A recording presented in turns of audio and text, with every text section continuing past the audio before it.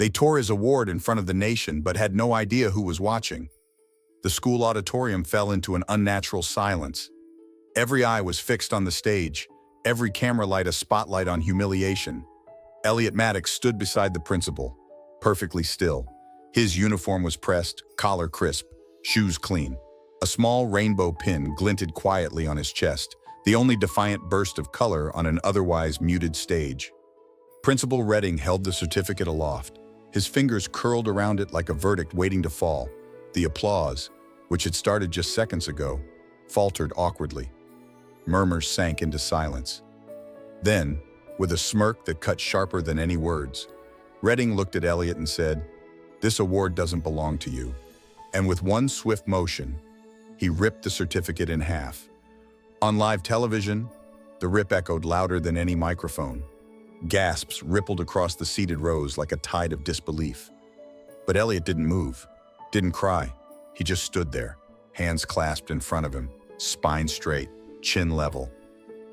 Only the slight tremble in his fingers betrayed the storm swelling inside his chest.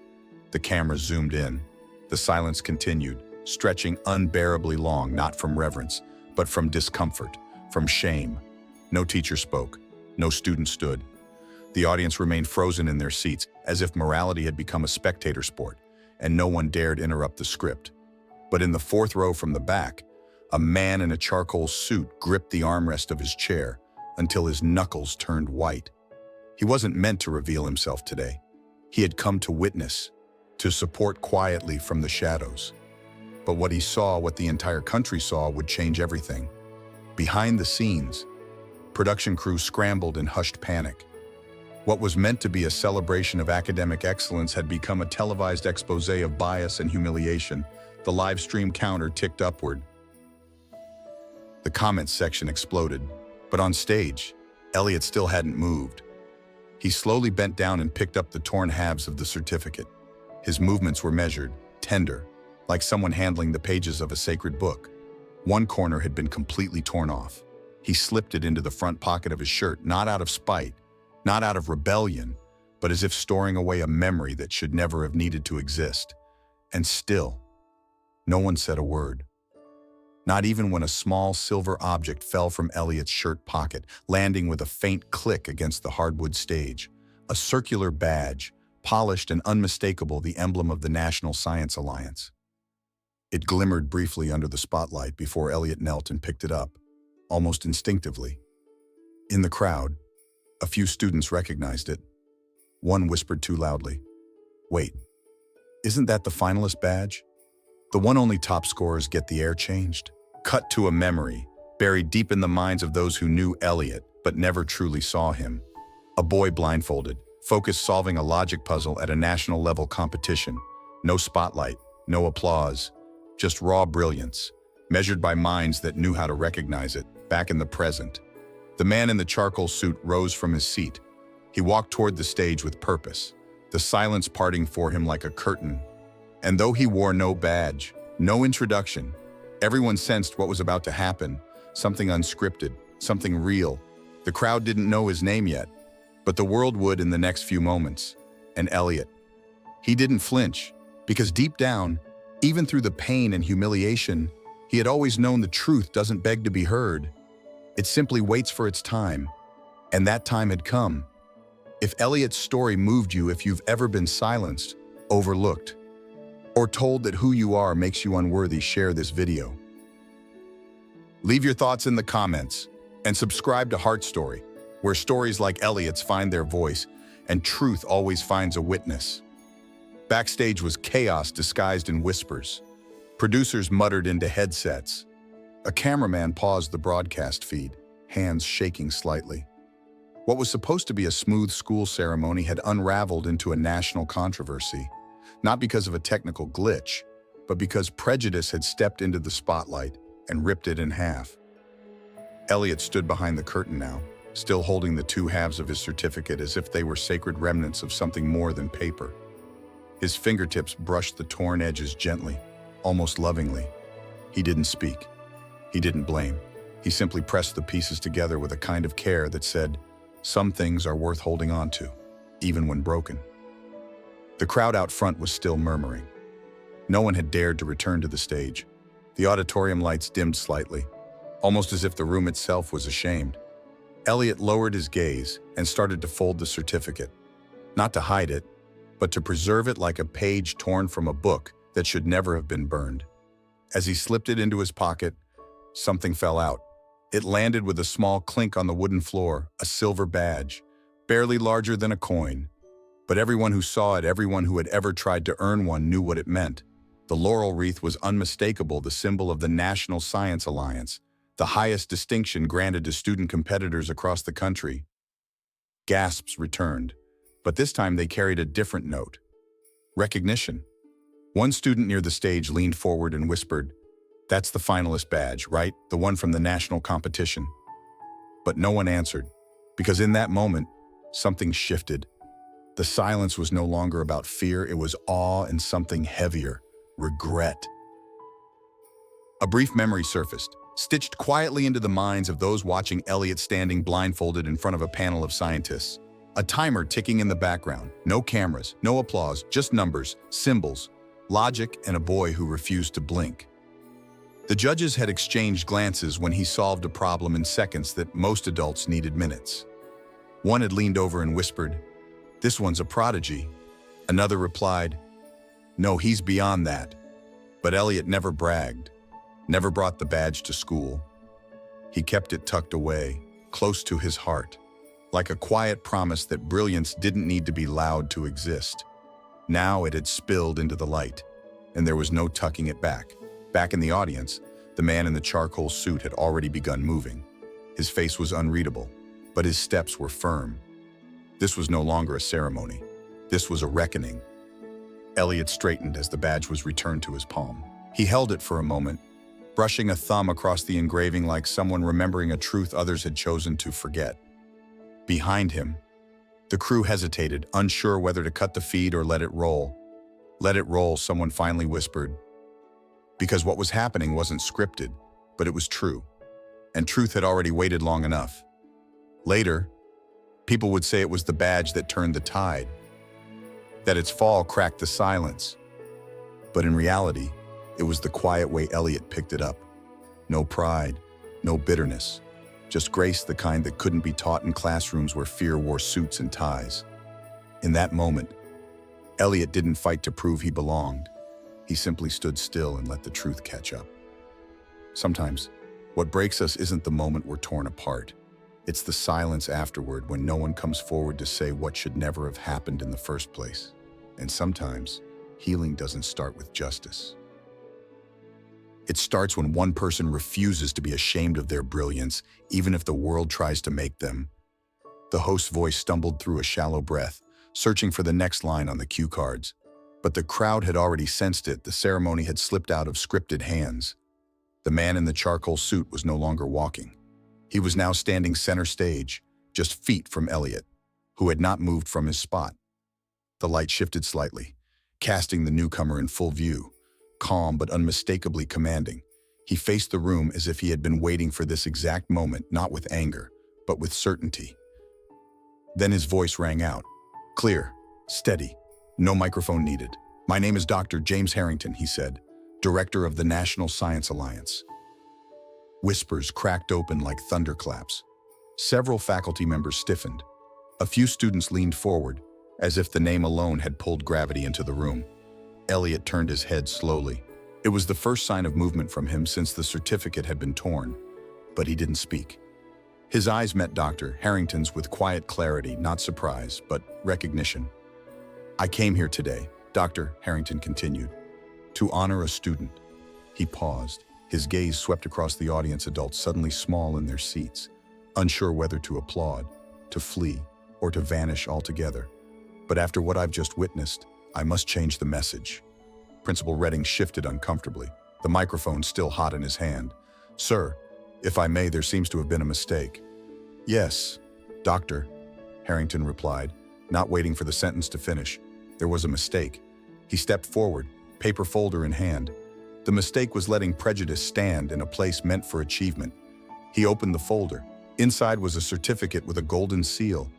edges pressed with care, text precise and bold beneath the national insignia. "This is what Eliot Maddox was meant to receive today," he said, holding it high so the cameras could catch every word. There was no applause, just breath, sharp and collective. "Not only does Eliot meet the criteria, Dr. Harrington said, he ranked first nationally, among over 18,000 candidates. His logic assessment scores broke previous records. He let the words settle, let the silence carry their weight. We had intended to announce this next week," he added, voice softening, "but injustice doesn't operate on our schedules. And neither does truth." Eliot blinked, his hands slowly unclenched. Principal Redding opened his mouth again, but nothing came out. "Doctor," Harrington turned to Eliot and offered him the certificate. Eliot took it with both hands, gently, without trembling this time. But then Eliot did something unexpected. He reached into his pocket and pulled out another sheet of paper. It had been folded carefully, but time had worn its creases. He held it up for all to see, not as a weapon, but as a mirror. "This is a note," Eliot said, "from Principal Redding." His voice was soft, almost too soft, but the room heard every syllable. "In this letter, he advised me not to enter the national competition. He said someone like me would only embarrass the school." The room gasped as if it had been slapped. Eliot didn't raise his voice. He didn't need to. "He was wrong," Eliot said. "Someone like me can succeed. We don't need permission." He handed the letter to Dr. Harrington. The director read it in silence, then looked directly into one of the live broadcast cameras. "History will not remember today as the day a certificate was torn," he said. "It will remember that someone tried to tear a spirit and failed." The audience remained seated, not because they were told to stay, but because something larger than any schedule had just unfolded in front of them. No one clapped, not yet. It wasn't the moment for celebration. It was the moment for reflection. Because the truth wasn't just that Eliot had been wronged. It was that everyone had seen it happen and almost said nothing. Education isn't just about what we teach students to memorize. It's about what we teach them to become. And sometimes, the most important lesson isn't written in a textbook. It's what we do when dignity is ripped in half right in front of us, and whether we're brave enough to say it matters. The certificate gleamed in Eliot's hands, its golden seal catching the light like it had waited its entire existence for this moment. The audience remained in stunned quiet, as if applause would somehow diminish the weight of what had just unfolded. Eliot stood still, not basking in victory, but breathing finally, fully as someone seen. But it wasn't over. Eliot reached into his jacket pocket once more. The movement was subtle, almost unnoticed, but those watching closely could feel something shift again. He unfolded a separate sheet of paper. The corners were bent, its folds worn, as if it had been opened and closed many times. Carefully, he held it up before the crowd. The cameras focused. Words were visible now, written in tight handwriting. At the top, printed clearly, was the school's letterhead, and at the bottom, unmistakably, the signature of Principal Redding.